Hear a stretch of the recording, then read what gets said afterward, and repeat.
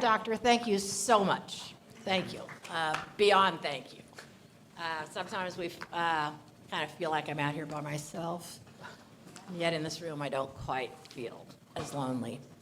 I'm in this diocese here, unfortunately, under the auspices of a bullying bishop.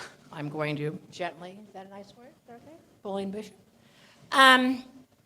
In the midst of a pandemic, you may know, our bishop decided he was going to move every single priest in every single parish to a different parish.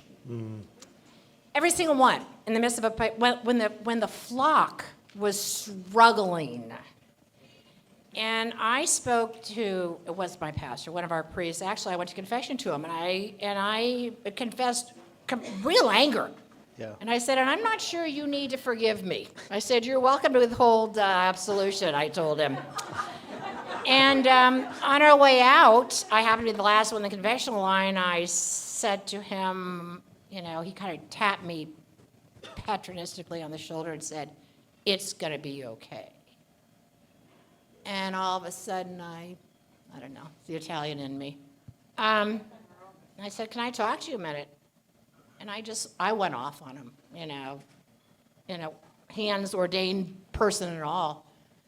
And I very angrily asked him, how dare he be over in that rectory with those other 4 priests, packing their, I won't even go on. I had to go to confession for my language. Packing their bags, leaving their flock, whom they had promised to care for. And I said, I get this whole obedience thing. I said, but when one who is speaking it's an illicit act, I said, I just don't see how you possibly feel you're compelled to do that. I emailed him a couple days later and apologized for my language. I hoped he heard my spirit. He said, thank you for the opportunity to practice forbearance. And that was that. Yeah. So I just want to let you know, that's where we are here, Yes. aside from Yes. the fact we have a priest that does say the Latin Mass. Practicing forbearance, allowing me the opportunity to practice forbearance. We do have a priest in our parish who does say the Latin Mass, and I just wanted to ask him, because I wanted to hear him tell me that he couldn't say it. I could tell he knew how to celebrate it. And I said, well, Father, could you celebrate it for us?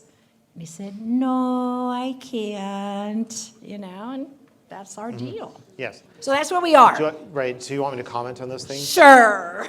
The first point that your comments reveal is the condition of fatherlessness that we have in the church, which is I think both reflective of and partially causative of the phenomenon of fatherlessness in modern society, in modern Western culture. So many fatherless children, so many husbandless wives. There's a huge crisis of manhood, and that crisis of manhood transfers into the clerical realm as well. We all know that. And so in a situation like that, I've never heard of anything like that before. So that's an incredible example of nobody with a man's mind or a father's mind could do that to people at that time. And so so clearly that reflects badly on the bishop, but it seems to me, and I just don't understand this, and I've talked to priests about it, and they can never give me a satisfactory answer. Why wouldn't all the priests in the diocese band together, at least half of them, let's say, and get together and say, we can't do this, Your Excellency, we can't do this. Is he going to sack half of his priests? No. The problem is that diocesan priests think in silos. They think by themselves. And you're vulnerable if you're by yourself, because the bishop has way more power than you have. But if there are 10 or 20 of you who say you're not budging, I'll guarantee you he's going to reconsider. And he'll put out some kind of nice memo that says, I've been praying about it, and I've decided that this isn't the best decision right now, because he doesn't want to have World War III on his hands. So I don't understand why they don't band together more often. Similarly with the Latin Mass, right? If there's a diocese where 10 priests say the Latin Mass, and the bishop puts out a letter saying, you're not going to do it anymore, what would happen if all 10 of them wrote to him and signed it and said, we are going to keep doing the Latin Mass? What are you going to, they don't have to say, what are you going to do about it? But that's that kind of the undertone there. That's what needs to happen. And this is not insubordination. If you follow the logic of my talk, This is a principled defense of Catholic identity and Catholic inheritance, which the clergy have a sacred obligation to protect. They have an obligation to protect the good of the faithful and the treasures that have been entrusted to them. And this is why, just to take an example that everybody can appreciate, if a bishop told all his priests they had to recavate all their churches, they should absolutely refuse to do that. And we would all completely agree with them. Even non-traditionalists would agree with them and say, no, you don't do that. You can't do that. But the liturgy of the church is infinitely more valuable than the church buildings that we have. Because the church buildings we have are there because the liturgy is there. The liturgy is what built those buildings. It's why they exist. So if you give up the principle of defending the liturgy and defending the spiritual good of the faithful who desire to be nourished by tradition, then you've given up everything. You've given up everything. You basically have let your conscience be extracted from you, and so I completely agree with you on those points. Yeah. Hi, thank you so much. I enjoyed your talk. I just had 2 questions. One will probably be much more interesting to you than the first. But my first question for you is, growing up, I've seen personal piety and many practices in the faith crushed in the name of unity, that unity, God is unity, and we are to conform to God, and that means we must be unified. And my question really is, does not the devil want us to be perfectly unified in our rejection of God and in our hatred of God? And so where do you feel like this came from, this idea that unity is above even our notion of prayer and hope and faith? Yes. Let me answer that first. If you have another question, you can ask it afterwards.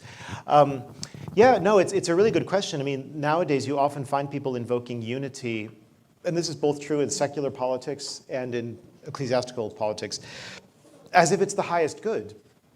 But it's not the highest good, because you have to ask unity of what kind and on what basis and for what purpose, right? It's a question. There are multiple questions that arise about what kind of unity is.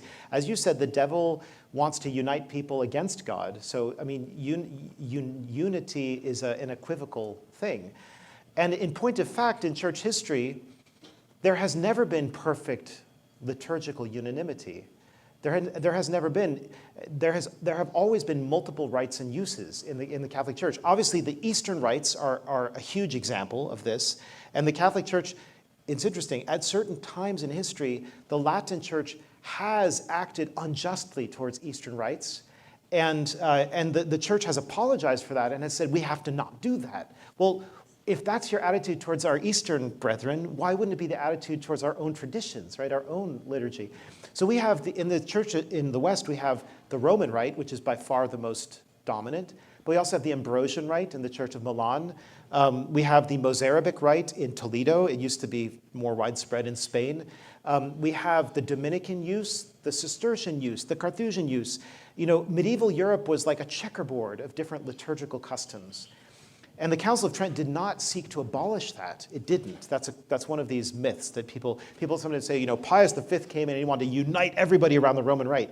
That's not true. He made it very difficult for people to give up their local rites. He didn't want them to do that. He just wanted people to all have a traditional rite. And that's why he said, the rite you're celebrating has to be at least 200 years old. That was his rule. If you had a rite that was older than 200 years, you were good to go. Why 200 years? Very simple. Because he's writing in 1570. And if you go back 200 years, you get to 1370, and that's when the first proto-Protestant heresies were starting to spring up in Europe. So it's not an arbitrary number. It's let's go far enough back that we don't have the Hussites and the Wycliffites and all these preliminary movements that they culminated in the Protestant revolt, right? It wasn't Martin Luther who started everything. He was the worst, and he was the most successful. But there were plenty of revolters and reformers prior to Martin Luther, and that's what Pius V was trying to get behind, right? Get behind that, or get before that. Uniformity has never been a mark of the Catholic Church. Unity, truly understood, unity in truth and goodness is a mark of the Catholic Church, right? One holy Catholic apostolic church, right? But clearly that's compatible with a certain pluralism as well, you know. So, yeah. And then the next question having to do with obedience, specifically in the light of prayer and hope, the fact that Mary, you know, kind of goes against almost seemingly the will of God in asking him at the wedding of Cana to supply the wine. I just thought that example alone deserves some consideration. Yeah, it's very interesting. You know, I'll just comment on that. At the wedding feast of Cana, you know, when she says to her son, "They have no more wine," and then he says, "Woman, what has this to do with you and me? My hour has not yet come." That isn't. He's not putting her down, but that is a kind of gentle rebuke, right? What has this to do with me? My hour has not yet come. In other words, it's not yet time for me to begin my mission of salvation, because he knows that from the moment he works his first miracle, in a way his passion has begun. The opposition is going to start building to him. But then Mary turns to the waiters and says, "Do whatever he tells you," i.e., Jesus, you're going to do what I asked anyway, right? You know, and that's not disobedience, but that is stubbornness. That's a holy persistence on Our Lady's part, right? She was not a wallflower. You couldn't be a wallflower to have endured what she endured at the cross, right?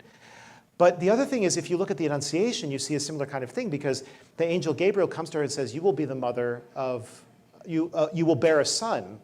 And she says, "How can this be, since I know not man?" And all of the fathers of the church say, it's obvious that Mary wasn't saying, "How can this be?" If she thought she was going to have a child in the ordinary way, because nobody asks, "How can this be?" But it's because she had already pledged herself, she had already consecrated her virginity. That's why she asked this question. In other words, she had made a vow to God of her virginity, and she wasn't going to let the archangel Gabriel talk her out of that, right? So that's another interesting sign of Our Lady's strength of character, right? And that's similar to traditional Catholics when they say, "I do want to do your will, but not if it's going to cancel out this other thing that's more important," right? That's where I see Our Lady as a model there. Yeah.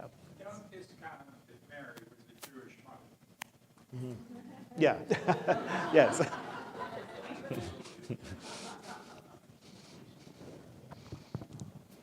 Good afternoon. I gather that you feel pretty strongly about the traditional Mass. So, Indeed. if we look at the church, we've seen plenty of bad things, and the beautiful thing about that is that, you know, we can compare and I guess make analogies. So if I were to put a 0 to 10 scale on Vatican II elimination of the traditional Latin Mass, and I put a number on it, what would you consider the nearest or highest, I should say, the most similar worst scenario that the church has seen in the last 2,000 years with all the heresies that you could name? So you're asking, so first of all, just a brief clarification. The Second Vatican Council certainly didn't want to get rid of the traditional Latin Mass. That's one of those common myths, or I don't know, almost like an urban legend that is told by people who are very favorable to the Novus Ordo. Sometimes I think in ignorance they don't really know, but clearly the first people who told this story couldn't have been ignorant.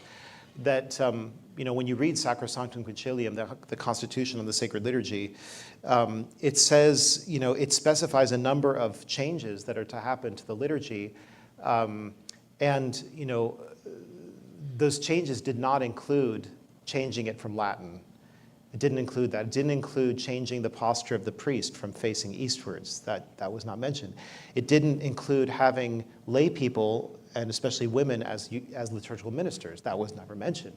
It didn't talk about getting rid of Gregorian chant. In fact, it said chant should have pride of place, et cetera, et cetera. So there's a way of reading the Vatican II document. In fact, this is why most of the bishops signed it, which is a very conservative. That is, there's a way of reading it that makes it a very conservative document, and presents the changes that are proposed as minor changes. Now, traditionalists generally think that even what Vatican II proposed was way too much and way too radical, and nothing like that had ever been done before.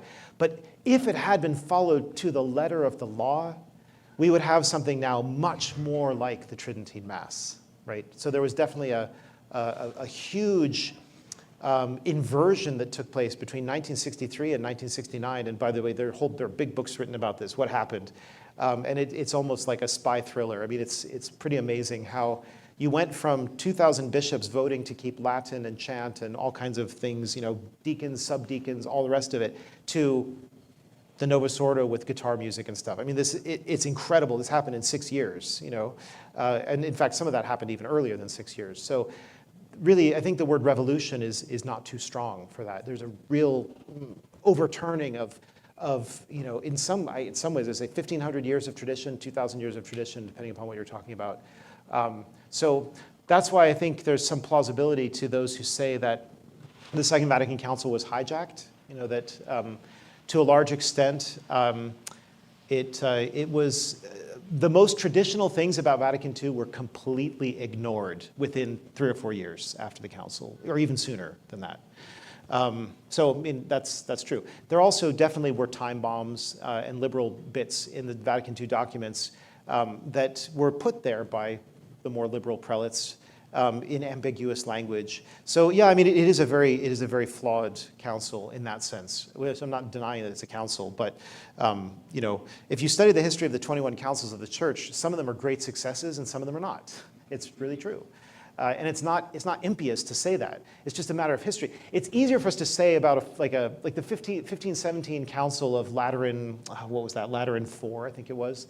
This is a council that took place right on the eve of the Protestant revolt, and it did nothing to make the reforms that were necessary in the church to prevent the Protestant revolt from taking place. So it was a failed council. Lateran IV was a failed council. Nobody really gets upset about that because that took place in the 16th century, right? And like, how many people are really wedded to something that took place, 400, 500 years ago?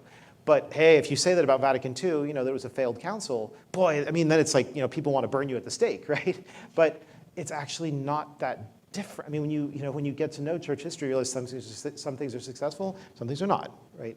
And I think we've seen enough to know that even if everybody had great intentions for Vatican II, that it was spoiled within 10 years afterwards. It was pretty much spent, right? And everybody was doing something different.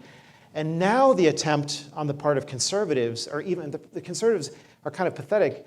I mean, I was a conservative once before I was a traditionalist, but conservatives are kind of pathetic because 60 years after this failed council, they're just saying, all we need to do is implement this council. Everybody's like, the world has moved on since the 1960s, we're not in the same place culturally or sociologically or theologically or anything.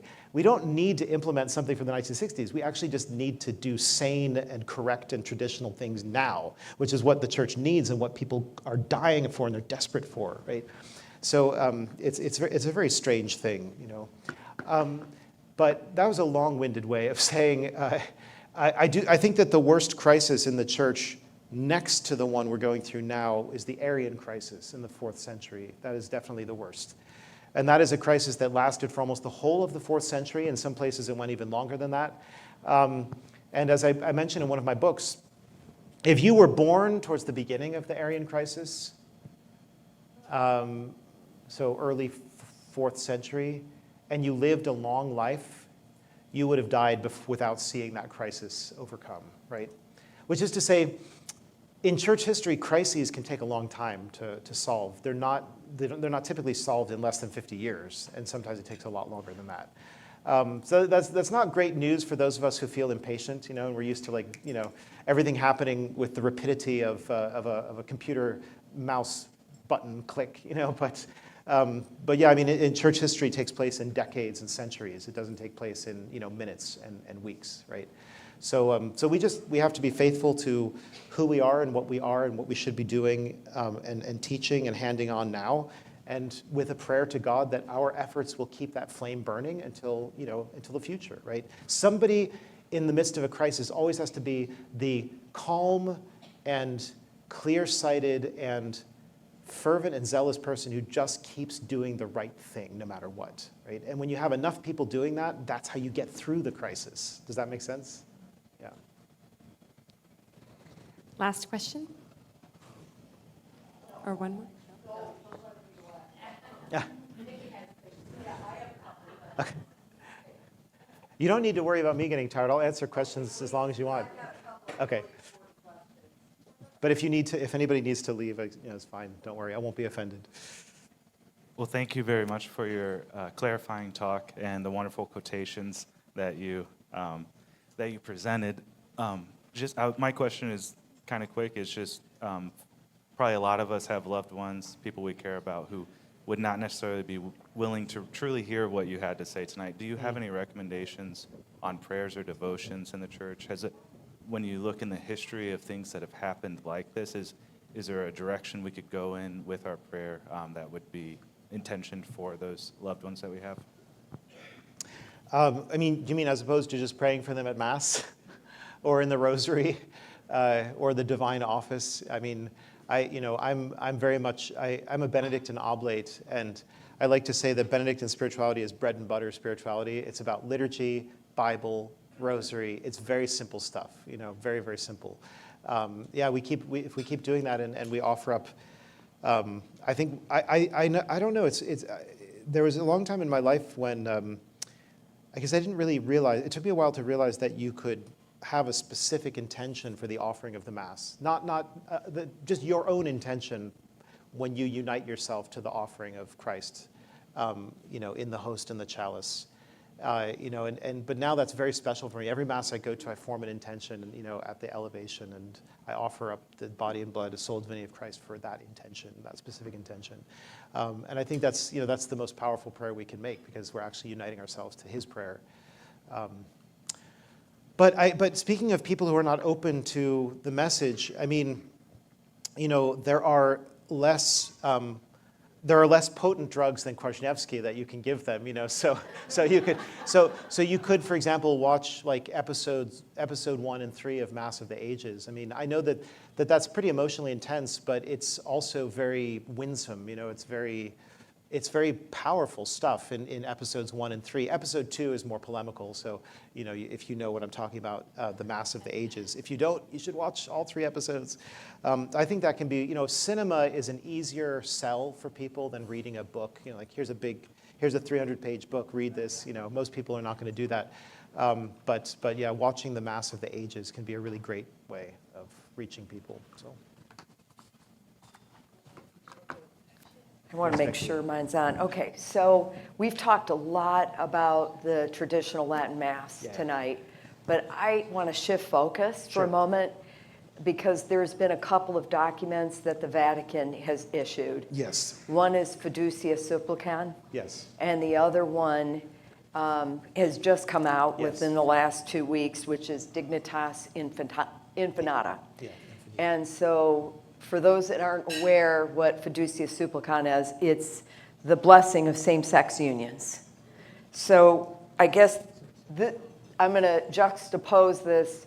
The question is relating to pastoral care versus doctrinal integrity, okay? And obviously it allows, the document with Fiducia Supplicans allows for same-sex blessings and also couples that are in regular unions.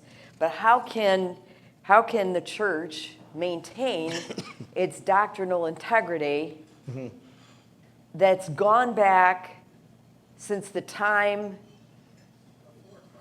before Christ, okay, while still trying to appease this pastoral care that they're trying to, use as the guise for opening wide the tent. Exactly. So that's my first question. Okay.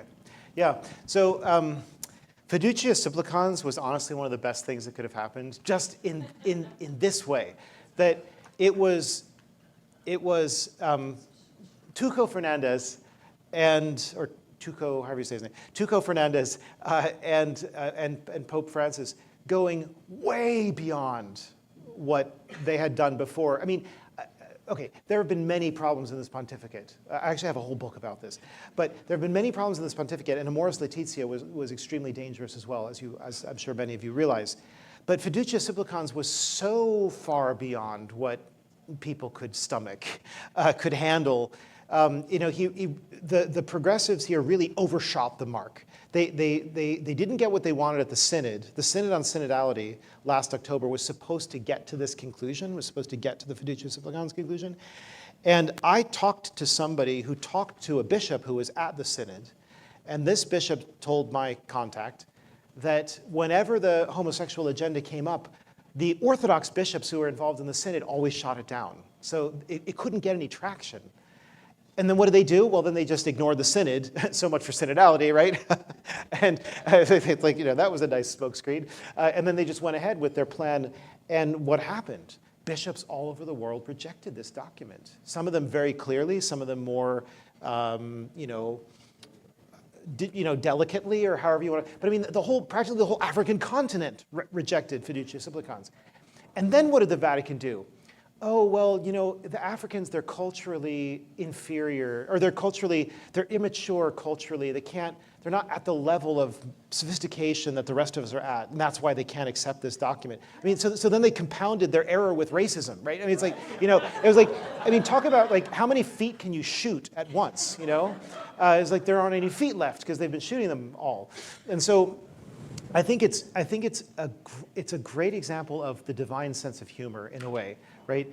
That they did something which the immune system of the church, as weakened as it is, rejected and attacked, right? And that is an amazing thing. I'm so happy that I lived to see that, that moment, right? So I think fiducia supplicans is a dead letter. It's a dead letter. As somebody put it, those who were blessing gay couples before are still doing it now, and those who refused to do it before are still refusing to do it now, right? Nothing has changed.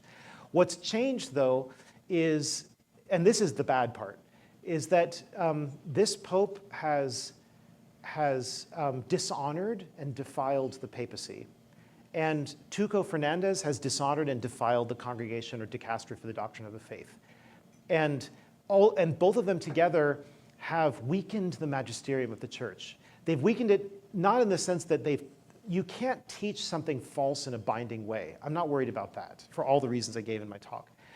But when you use instruments of the magisterium, when you abuse them like that, although they have no force, you are still causing confusion, chaos, crises of conscience. You're causing all kinds of problems, right? It's like when a president uses his presidential powers badly, it ends up reflecting badly on our country and on the presidency, right? And on all of us. It's not just that it was a mistake. It has these other ramifications. So that's what we're dealing with. That's the bad part. On the other hand, maybe this is necessary in divine providence to help wean Catholics from the sense that we don't know what to think or do until the Vatican tells us, right? That is absurd. Catholics for hundreds and hundreds of years have known what to believe and what to do because they have things called catechisms, right? And the catechism is not just the Catechism of the Catholic Church from John Paul II, which has a lot of strengths to it, has some weaknesses as well. But there were, I'm sure you know this, there were hundreds of catechisms in the Catholic world, in every country, in every language, especially in the past 500 years because of the Protestant Revolt. The Protestant Revolt and the invention of the printing press made it possible suddenly for Protestants to start putting out false catechisms, and then the Catholics had to put out true catechisms. So there was this kind of battle of the catechisms that began in the 16th century, and that's why we have so many Catholic catechisms. And guess what? They all teach the same thing, right? So this is how you know that is the ordinary universal magisterium of the church. That is the teaching of the church, period. What all the catechisms of all the countries of all the centuries agree on, right? This is a reality, that they agree about the most important things, and even quite a few of the details. So I think that evil, it's a consolation in a way, but evil has a way of destroying itself, of overdoing itself, right? I don't want to sort of feed into the usual, the sort of cliche of always bringing Hitler into a conversation, but the fact is that World War II shows a great example of overreach of what Germany did, what the Third Reich did in World War II was bonkers, right? They just started attacking everybody, and it led to their complete collapse and destruction, right? So evil has a way of consuming itself, is what I'm saying, right? And the good should resist it, but in a way they don't even have to. They don't have to win over it because it's going to defeat itself. Evil has a way of undermining itself, and that is what I think is happening in the church. Is definitely what's happening in the church. Do you want me to comment on dignitas infinita? Yeah, I mean, I don't know if everybody knows Yeah. actually what it is. Okay, do you want me to just and talk what about the that? heresy is. Yeah. So you may want to Okay. explain what that is. 'Cause So, not it's very- sort of heady. Yeah, not very long ago, the same dicastery for the doctrine of the faith released a document called Dignitas Infinita.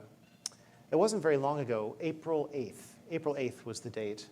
And look, I don't want to be unfair because this document, it does have a lot of true things in it, much more so than Fiducia Supplicans or Amoris Laetitia. Well, actually, Amoris Laetitia has a lot of true things in it too. The problem is it has some very, very bad things as well.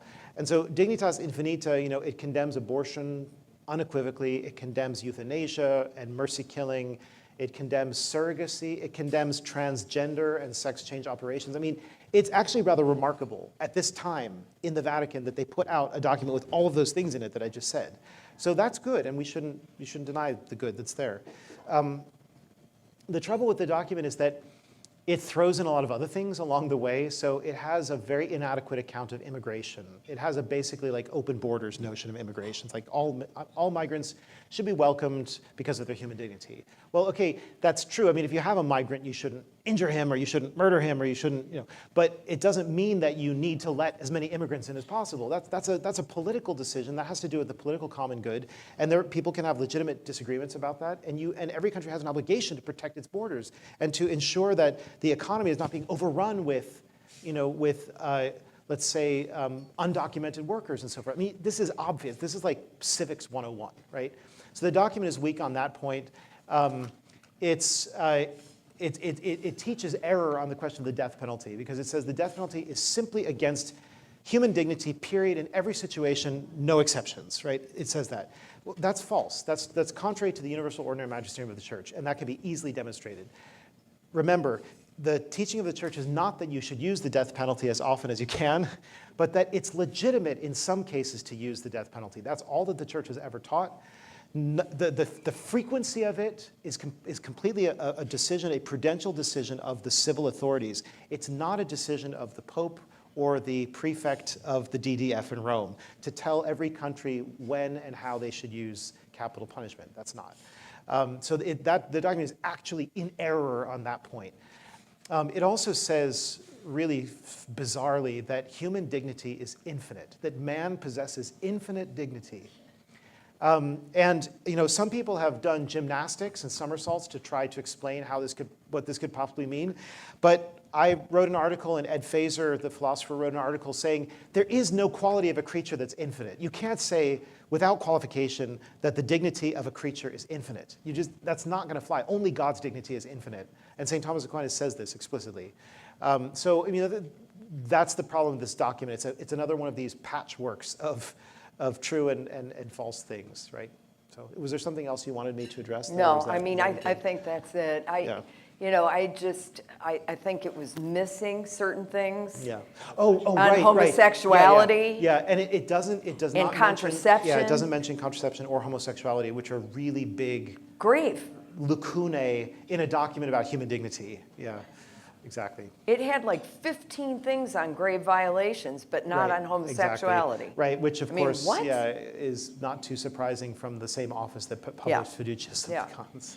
Yeah. So, yeah. You're amazing. Is he not amazing? Thank you. You're welcome. Thank you. Oh, one last question. So sorry. Okay. Thank you so much.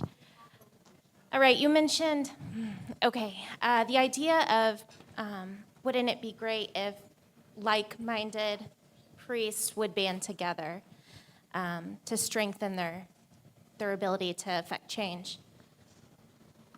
Love that idea. How do we, the laity, encourage that? because I feel like we can only be so effective because you kind of just sound like a nut when you're talking to them, and you're like, yeah, if you ever need like a priest hidey hole, you can come to our house, or you know what I mean? So Yeah. you feel kind of Yes. like the nut, but you're serious. We're serious, I Yes. think many of you are. So how do we do that? I mean, it was kind of sad to walk in here. We're in the Lafayette Diocese.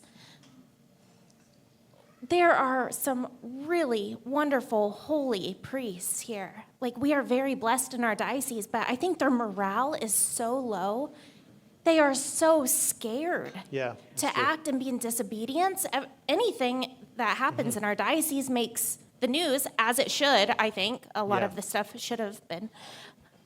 What can we do to encourage them, to give them, I mean, obviously this organization has done a lot, I think, for that, but to kind of normalize that kind of radical support Yes. and assure them that we will be behind them, that we will go to their, clandestine masses, that we Yes. will, Yes. that Yes. we'll have their backs and things. And then just as a kind of a part B to that question, I think. We as a married couple have long desired to be able to attend the Latin Mass, to raise our children in the goods that come from the Latin Mass. We would love that. We do not have access to it in our diocese. Indianapolis does. Fort Wayne does. South Bend does. It's an hour and a half drive, which seems like it could be doable with small children. Yeah.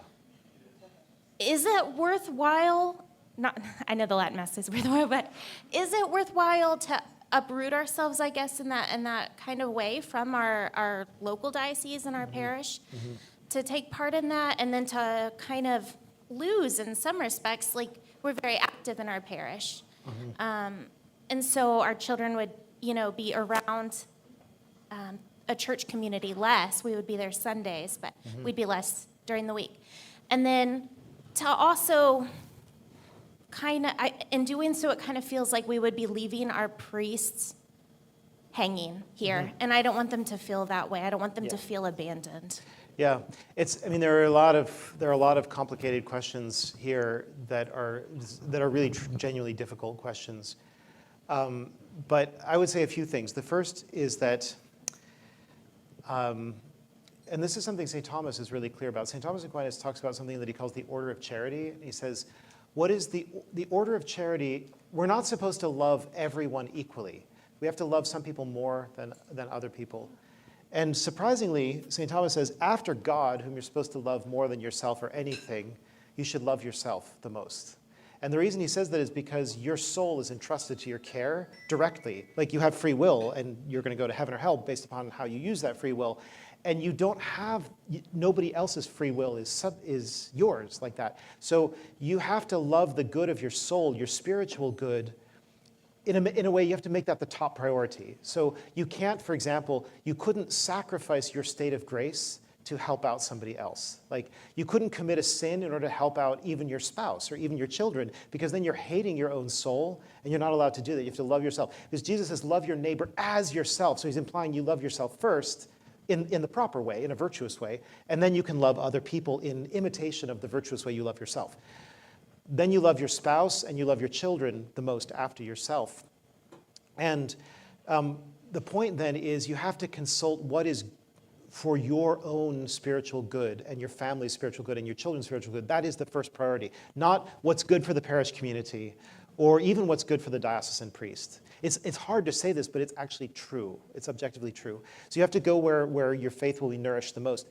And with children, I think when children when they're rugrats, it doesn't really matter that much who they're with. They're all just kind of tearing things up. But when they get older, then it really does matter who they're with. And oftentimes, Latin Mass communities are not perfect, but the families there are so much they're so much more on the same page as you probably are. You're all going to have so much more in common that the children will actually find better people to be friends with. And we'll look forward to that. We'll look forward to seeing those people. You know what I mean? So I think there's a lot to be gained from that kind of community, even if it means going away from your local community. It's also certainly not always possible. In fact, sometimes it's impossible, at least at a certain moment.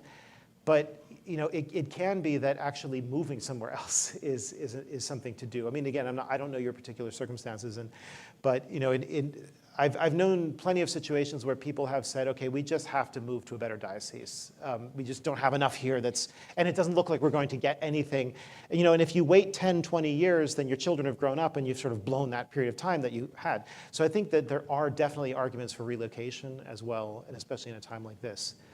Now, the other part of your question had to do with helping priests. How do we help out priests? And it's difficult because in the modern situation, often priests are by themselves. Like there might be one priest at a rectory. So they tend to live a fairly lonely life. I know that in some dioceses that's changing because they're trying to put a bunch of priests together to kind of work at multiple churches, these cluster church ideas. And that I think is actually healthy. It's good for priests to be together. It's not good for priests to be alone. That's actually a fairly recent, historically speaking, fairly recent development that priests are living by themselves. But I think somebody has to be pretty close to a priest, at least close enough to be able to say, hey, why don't you read this little booklet called True Obedience by Dr. K? I think it'll be thought-provoking for you. Because if they're open to the arguments, the kind of arguments they gave tonight, and they have to have an intellectual conversion first. They have to be able to see, oh, okay, this is what's going on, and this is how I should be. Because if they don't have that intellectual conversion, then they're never going to band together with other like-minded priests, right? They have to have a mind to be like-minded about, if you see what I mean. And so that's where I would say, I mean, honestly, I wrote that little book, True Obedience. I've got copies of it over there. I wrote it mainly with priests in mind. I mean, and it kind of addresses priests at certain points. So if the thing is this, I don't think that a priest who isn't already either in love with the Latin Mass or very attracted to it would really follow the argument. He might think I was just making too much out of. It's funny, when a priest doesn't know anything about the Latin Mass, it's like, you guys, you traditionalists make such a big deal of the Latin Mass. And then they learn it, and they're like, oh, I see why you make a big deal out of it, right? There has to be that personal desire and connection, and then the arguments make sense about obedience. So, yeah. This will be the last more question I've been asked to allow. Our final question. You can come and talk to me over at the table, too. Is that not going? So last year, Corpus Christi hosted an event. It was, I think, the convention. Jesse Romero was there. So they had a Latin Mass, and that is our first time to attend, me and my husband. And we were really touched by that. And since then, we tried to look for a church that they have it. And I just want to let everybody know that we have a Latin Mass at Holy Rosary at downtown every Sunday. It's 8 o'clock a.m. And then even the English Mass at 10:30 is very traditional. They still have the rail that you can, and it's only the priests who give the communion. Mm-hmm. My question is, the cathedral, St. Peter and Paul, they said that there's only like 100 registered parishioners. And we have a Filipino organization, and they even allowed us to have a Tagalog Mass at 2 p.m., meaning they're very desperate. So maybe, my question is, if we will request a Latin Mass, is it still possible? And what is the approach? Because I think the St. Peter and Paul Cathedral, the church is so beautiful, and we don't want that church to close. So maybe if we can request a Latin Mass there, because they need parishioners, and maybe if everybody will work together and we can attend, if they see more people requesting attending, and we know the parish priest, so maybe we can celebrate Latin Mass, a beautiful cathedral church at downtown. Yeah. So this is actually the cathedral. Yeah, so I mean, I don't really think there's a danger of a cathedral closing. I mean, even if nobody's going, it's the cathedral. But, I mean, what your idea would normally be a great idea. Like if we were living in normal times and people thought in normal ways, that'd be a fantastic idea, because you can completely revitalize a church by having the Latin Mass there. Everybody knows that. But unfortunately now under Traditionis Custodes, that's technically not allowed. And I mean, I personally think that Traditionis Custodes is not worth a lot of other types of paper. But I'm not going to say necessarily, that is, I don't think that Traditionis Custodes really does bind bishops to do what it demands. However, most of them believe that it does. And unless you have a really extraordinary bishop who is going to work around, Traditionis Custodes very secretly and very under the radar, then pretty much I can guarantee you the answer you're going to get is we can't do that anymore because Pope Francis has said blah, blah, blah, blah, blah, right?